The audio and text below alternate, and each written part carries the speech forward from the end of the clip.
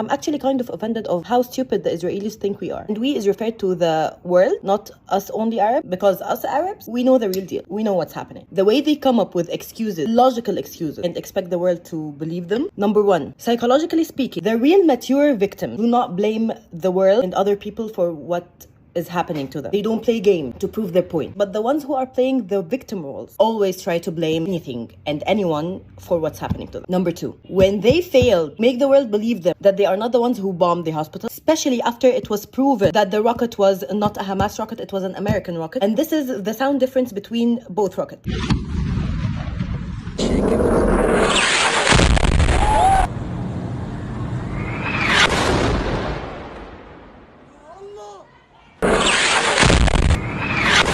After the world has turned on them, they started carpet bombing around a hospital. It could be impossible to enter this area. No, we're not gonna bomb hospitals. We're gonna bomb around them. So again, cannot reach anywhere to be safe to get medical care.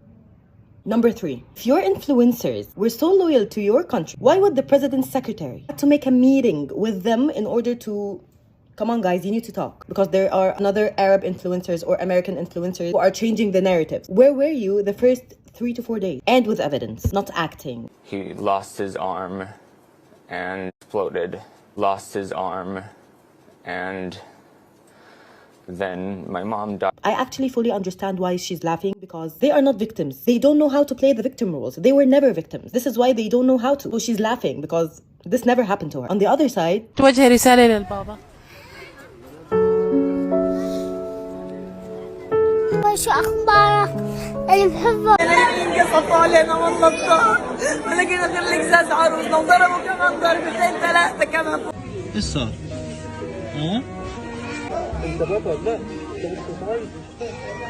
why am I fighting for common sense? If your country was at war and there were 6,300 and plus rockets striked at your country, how come you're doing vlogs? My country is at war edition, doing vlogs in a war, looking for gluten-free flour to make bread for the army. Girl, if that many rockets was strike on your country, you're supposed to make this bread in Jahannam, not at war.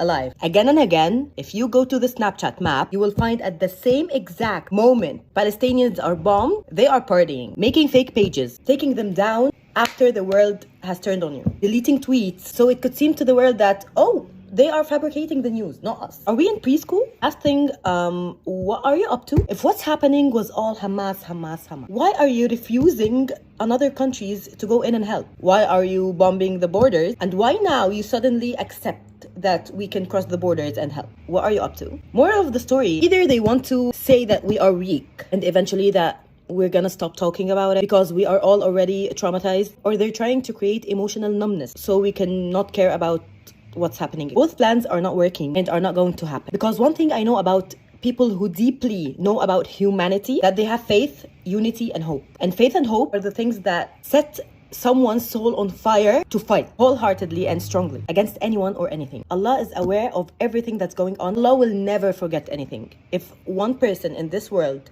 would forget what happened, Allah will never forget. That's why we're not the same. That's why we are way more stronger than you. If we were weak, why would you want us to shut the fuck up?